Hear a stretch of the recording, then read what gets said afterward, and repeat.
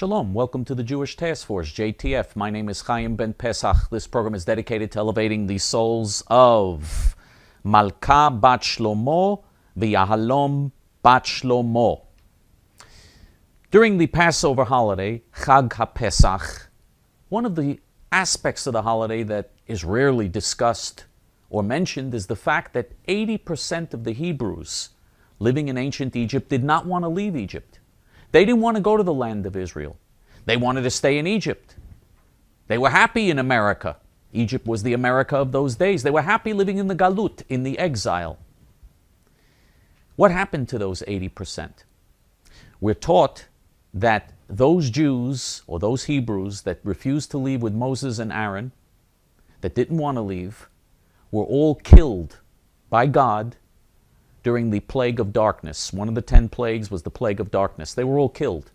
Now there are some rabbis, most rabbis by the way tell us that they were literally killed. But there are some commentators who will tell us, a minority who will tell us, well, they weren't exactly killed, but they disappeared. They were no longer connected to the Jewish people. However you want to interpret it, most will say they were actually killed, others will say they just disappeared. But however you want to interpret it, there was no future for them as Jews, and they were eliminated as part of the Jewish people.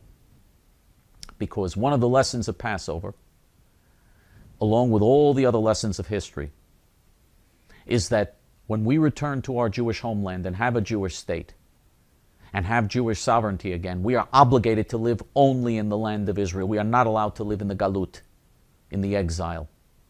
The exile is a punishment.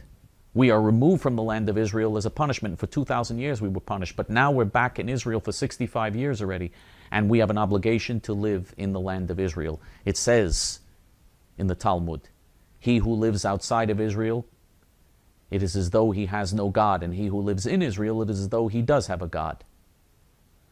People who live outside of Israel are compared by the rabbis in the Talmud to idolaters. And so we have to live only in Eretz Yisrael. That's one of the lessons of Passover. And it's one of the lessons that many of the people who don't want to follow it try to avoid and try to run away from, including some of the rabbis in the Galut who don't live in Israel, who are also running away from their responsibility to live in Israel. If you agree that this message has to be told to the Jewish people and that the place for the Jewish people is in the land of Israel, join our exciting forum. You don't have to be Jewish to join the JTF forum. About half of our members are not Jewish. The link to join is below. Hope to see you on our forum. Shalom.